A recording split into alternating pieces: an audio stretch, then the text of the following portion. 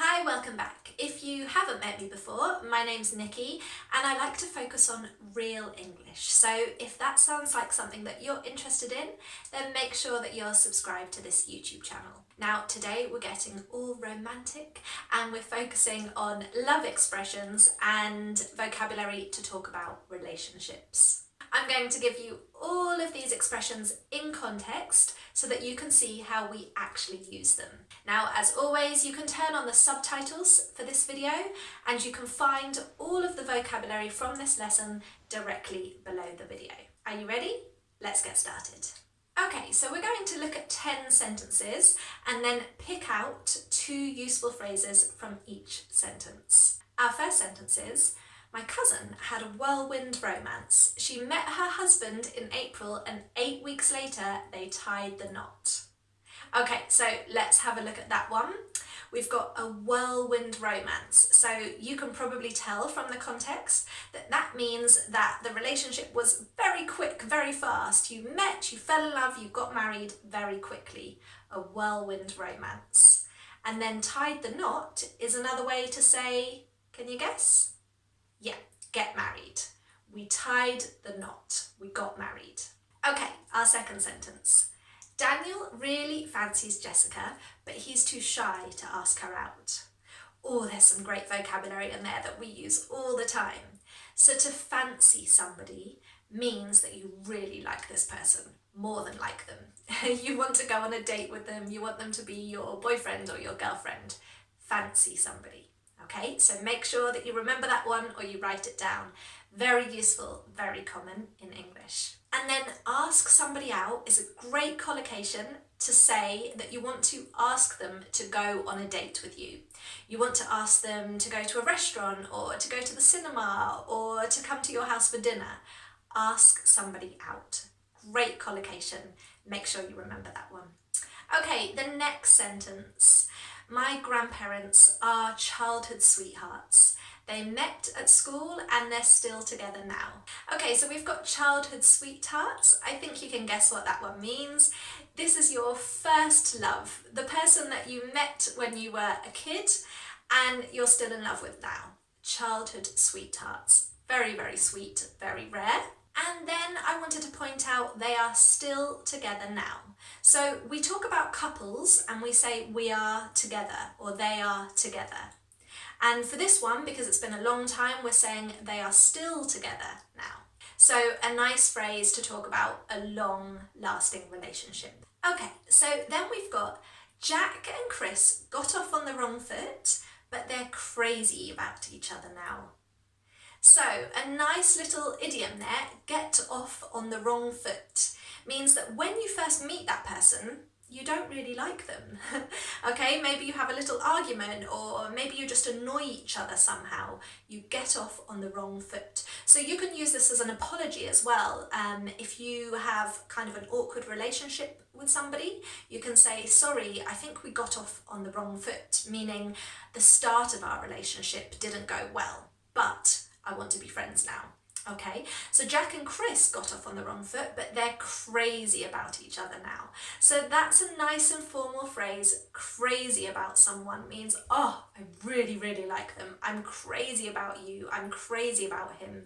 They're crazy about each other. Okay, the next one. So maybe you want to talk about your parents and you could say, for my dad, it was love at first sight. My mum says that she didn't like him at first, but he grew on her. Okay, so those are opposites really.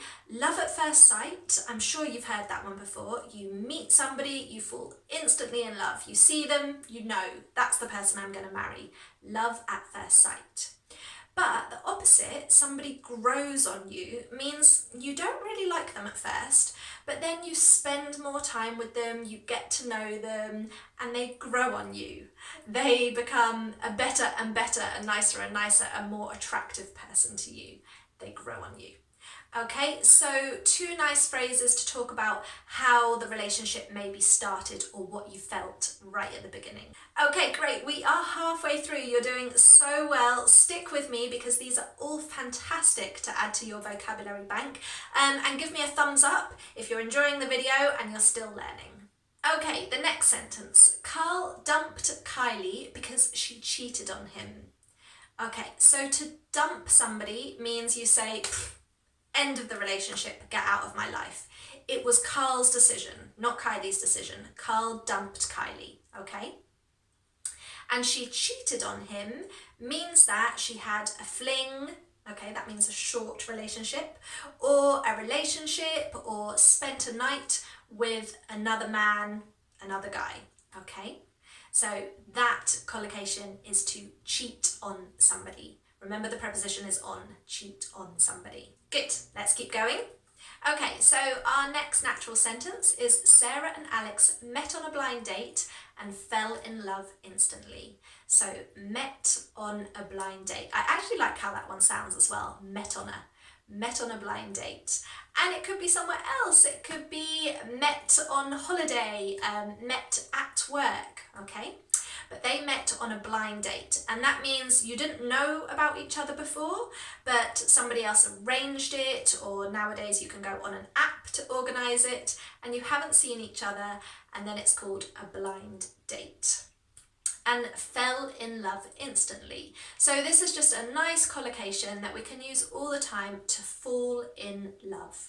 Fall in love with somebody, and they fell in love instantly, immediately.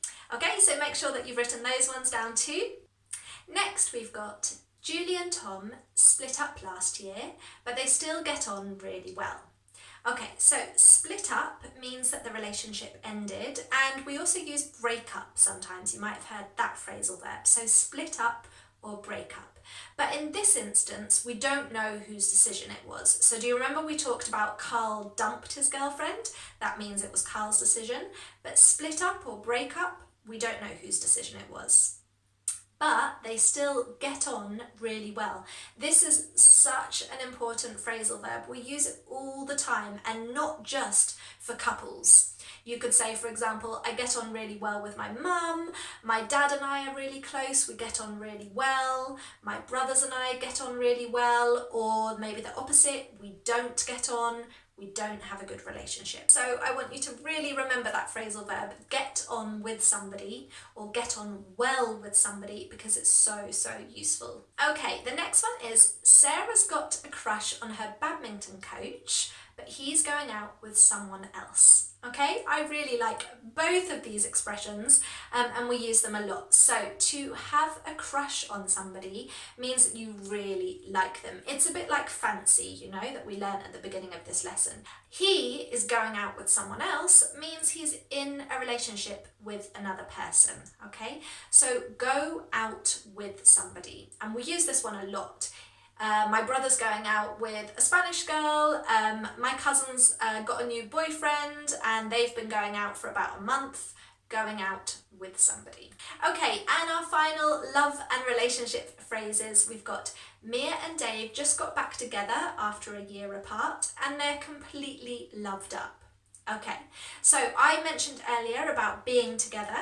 If you've been apart from somebody, maybe they were in the army or in prison, or you split up for a while, then you can get back together, and that means start the relationship again. And completely loved up is just a nice phrase to say that at the moment all they can talk about and think about is each other. They're completely loved up. So let me ask you now, which of these 20 love expressions or relationship vocabulary did you like the most? Let me know in the comments below, and don't forget that you can also find all of the vocabulary from this lesson below the video. Thank you so much for learning English with me today, and I will see you in the next lesson.